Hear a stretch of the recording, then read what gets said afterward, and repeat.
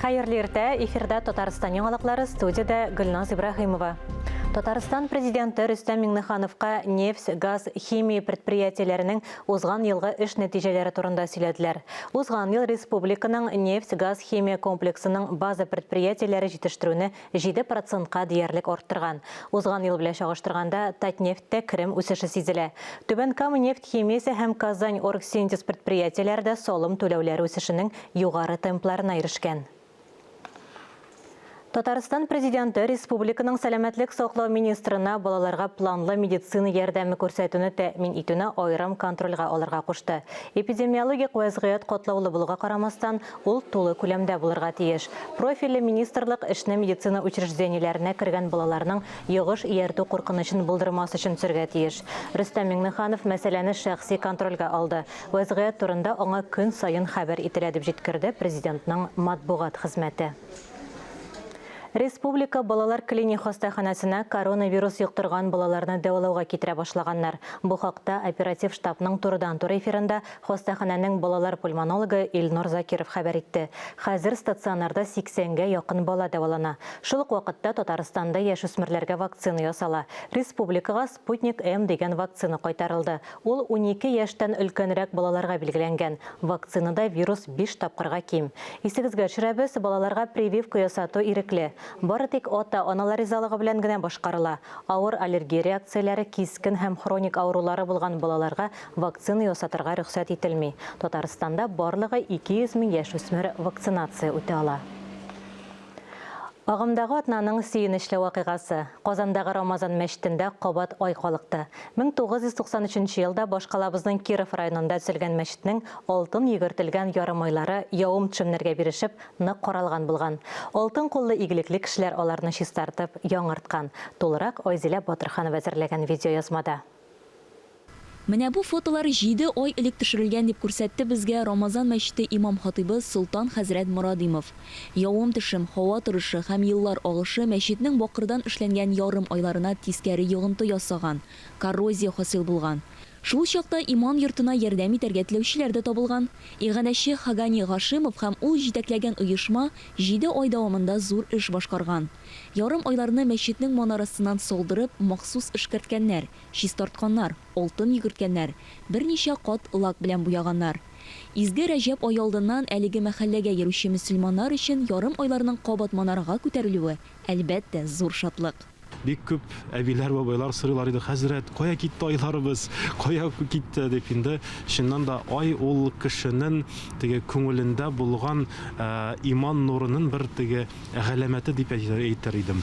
Менә шушы айларның бүгенге көндә инде матур яңартылган килеш куюлары ул инде кешеләрнең дә күңелләренә теге яңадан нурны кабызып, сөендерә торган, шатландыра торган улуг, сөенечле бер хәбәр.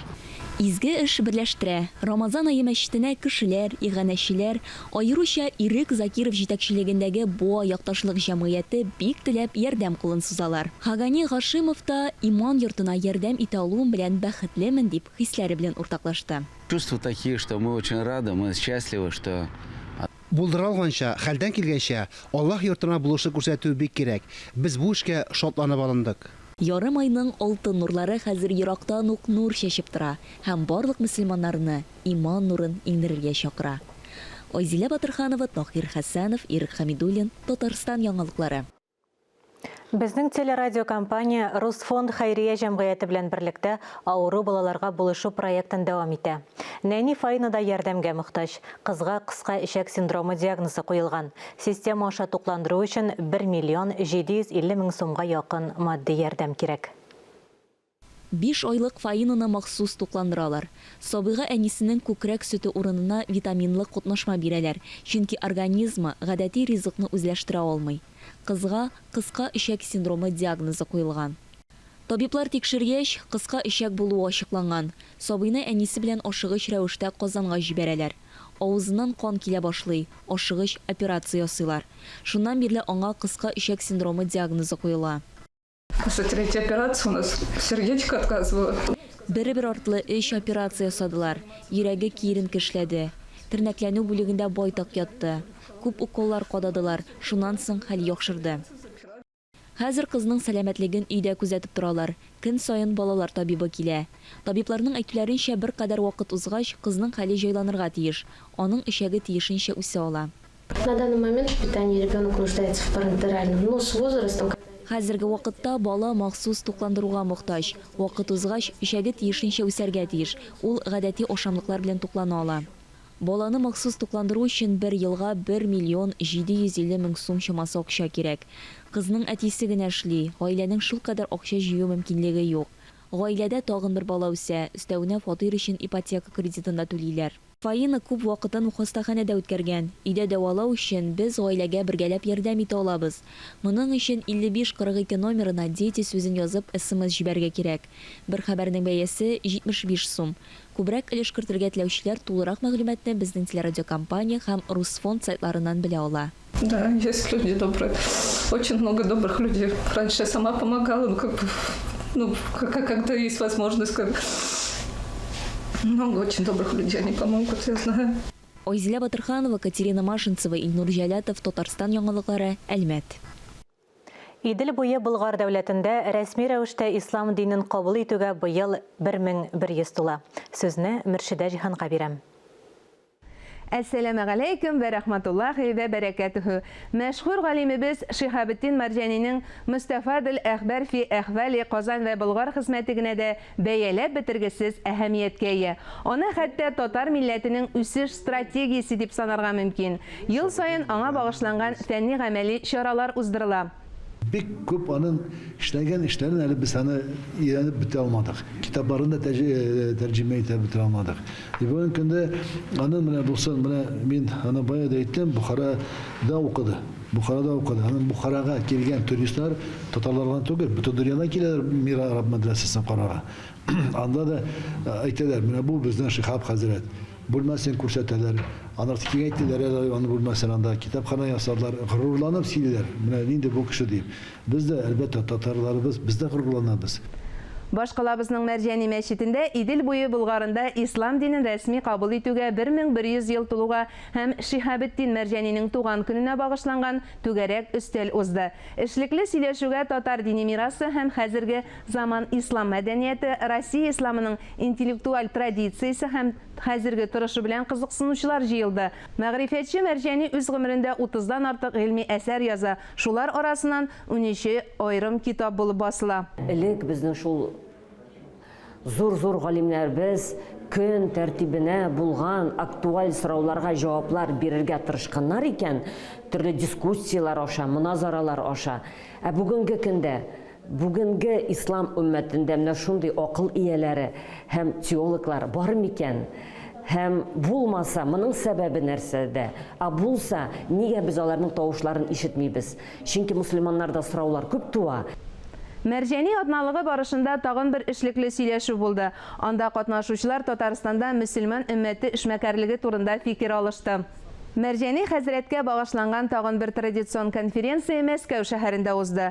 Россия исламы, Россия мөселманнарының күп гасырлык тәҗрибәсен аңлау дигән темага Шиһабетдин Мәрҗани укуларын Рауил хәзрәт Гайнетдин оештыра. Мөфти Шәйх Рауил Гайнетдин татар мәдәнияте һәм сәнгате эшлеклеләрен дә бүләкләде. Мөфти Гайнетдин кулыннан татар халкына лаеклы иҗади хезмәт итүе, милли сәнгатьне үстерүгә, үсеп килүче буынны патриотизм рухында тәрбияләү эшенә зур өлеш кертү өчен Әл-Фәхр орденын Казан татар дәүләт яшь тамашачы театрының баш режиссеры Ренат Әюпов алды.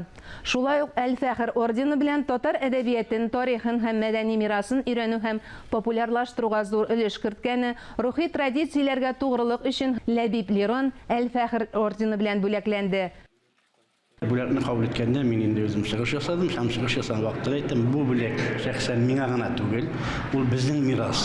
Безнең мирас редакциясенә бирелгән бүләк дип тә кабул итәргә кирәк, һәм аның коллективына да, безнең уңышлы коллективыбызга да насыйп булган бүләк дип әйтәсем килә инде. Һәм менә шушы бүләкне инде без хәзер акларга тиеш инде тагы да. Шулай ук Мәскәүдә ислам дөньясы белән бәйле тагын бер фәнни чараны искә алып узыйк. Россия Фәннәр академиясенең Көнчыгышны өйрәнү институтында Идел буе һәм гарәп дөньясы язмышлар кисешүе дип аталган халыкара фәнни гамәли конференция узды. Ул гарәп һәм ислам тикшеренүләре үзәге тарафыннан гамәлгә куела. Быел дәрәҗәле конференция Идел буе Болгар дәүләтендә ислам динен кабул итүнең 1100 еллыгына да багышланган иде. Конференциядә фикер алышуның төп темасы Идел буе Болгары тарихы булды. Татарстаннан Гамирҗан Дәүләтшин, Фаяз Хуҗин, Искәндәр Измайлов, Раил Фәхретдинов катнашты. Әлегә шушылар иде. Барыгызга да исәнлек, саулык теләп, киләсе җомгага кадәр сау булашам. Әлеге сәгатькә шундый яңалыклар иде. Без яңалыклар иҗат төркеме сезнең белән киләсе атнага кадәр саубуллашабыз. Ковид вирусына каршы прививка сатуны кичектермәгез. Үзегезне һәм якыннарыгызны саклагыз. Сау сәламәт булыгыз.